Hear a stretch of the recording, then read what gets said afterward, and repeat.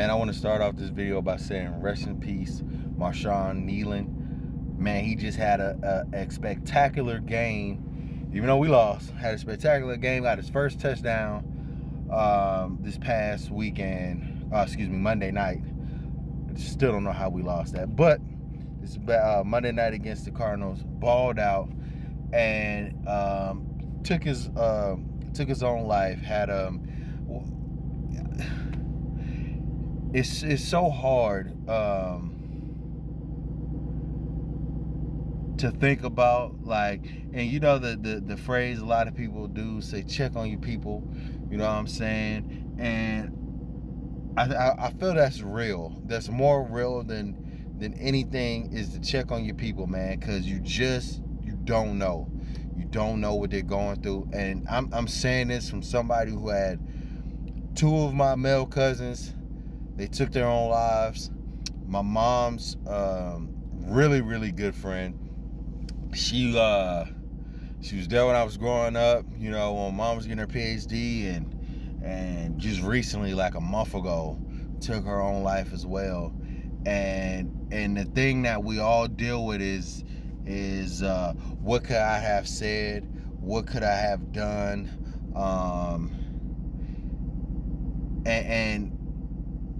It's hard to say that, because I'm gonna use my own situation, because I don't know Brother Kneeland, so I can only go from my situation. Well, my cousin, man, I didn't even know it was like one of the things that you didn't even know was coming. Like my cousin, man, I was talking to him, had to be all of a few days beforehand, and I was talking about, like, I was about to buy a charger. This is before the charger became an epidemic.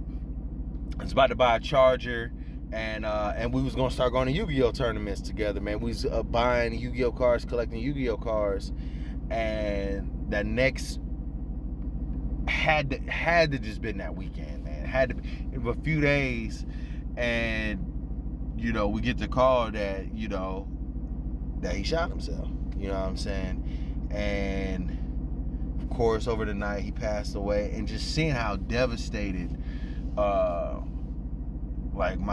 this is my first cousin, you know what I'm saying? Me and him were 6 months apart. We grew up together. We was always together, and just him, like, just knowing that he did that, and seeing how my aunt was, like, my Uncle Stan, man, he handled it like a G, man, and he kept his family together, as best as he could, you know what I'm saying? But just seeing how my aunt, man, just was like, we was at Grandpa Stash's house, and just seeing my aunt just pass out, man, that shit is like, and I dealt with it for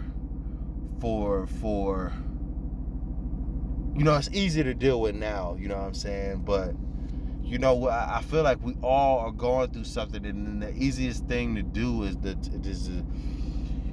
take our own life. It's so easy to do. Like, I can't deal with this. I can't deal with it. And I can't lie. I've had my own thoughts with that. And the thing that has saved my life, even now as an adult, like where it's like, I want, like, when the rain is coming down, because it's been raining for a nigga. It's been raining, and the thing that stops me from doing any dumb shit is my kids, man. And some people don't have that outlet, unfortunately. Like this man here, Marshawn Kneeland, his mom died the year before. From reports, his mom died the year before, and my mom is still alive, but my grandma, I'm not saying my grandma was my mom, but my grandma was like, me and her was like this. So I know what it's like to lose somebody that close. I know a lot of people be like, yeah, I was really close to my grandma. No, nigga, I was like this with my grandma. And I found my grandma, you know what I'm saying? Like, I found her, and I know the pain that man had to been going through,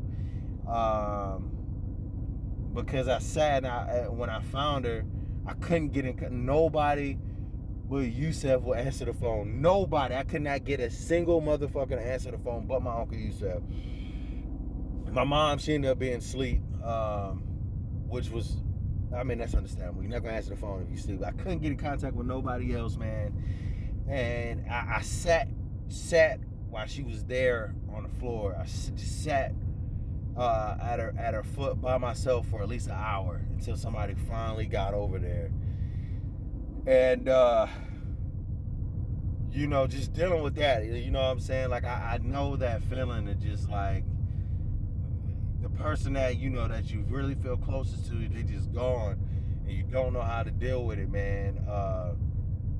I get it, because I'm almost 1,000% sure that his mom was his man, took him to practice, picked him up, was at every single game, man. My business that I have, the thing that I live, that I can, you know, be able to afford the stuff I do, be able to take care of the shit that I got. My grandma was the initial investor in my business. She was the only investor, because nobody else. I invested in myself, but she bought when I first was doing plastic dip, before I got into vinyl and everything else. My grandma bought my first plastic dip gun out of her own pocket. She allowed me to use her house so I can start my business.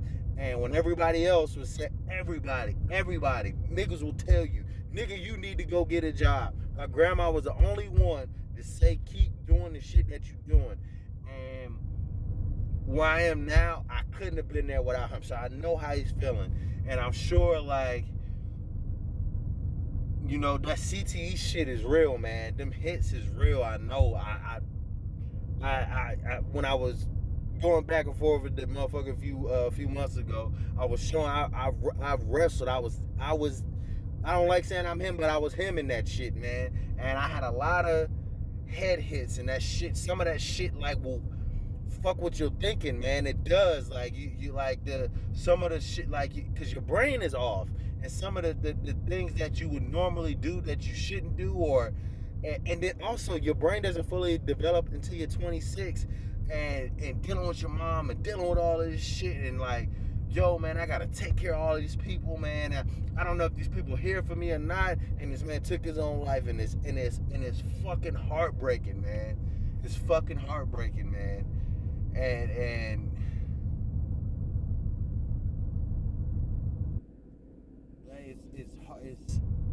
it's sad, man. I'm hurting for my man's, bro, because I know what I know in his family. I know what they're going through, and I know what he's feeling. I know it. I fucking know it.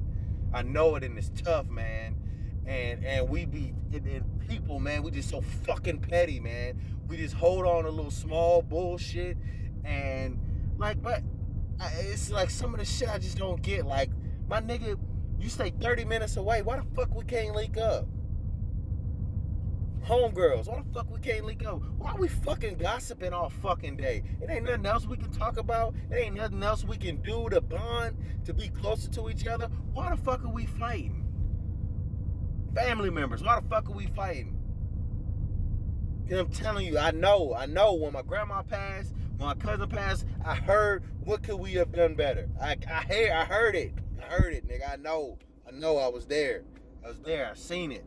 I'm telling you, from people that I know took their own lives. My mom was just on the phone with me talking about her friend. What could I have said? She's like, I'm not gonna do that to myself, because there's nothing I could have said.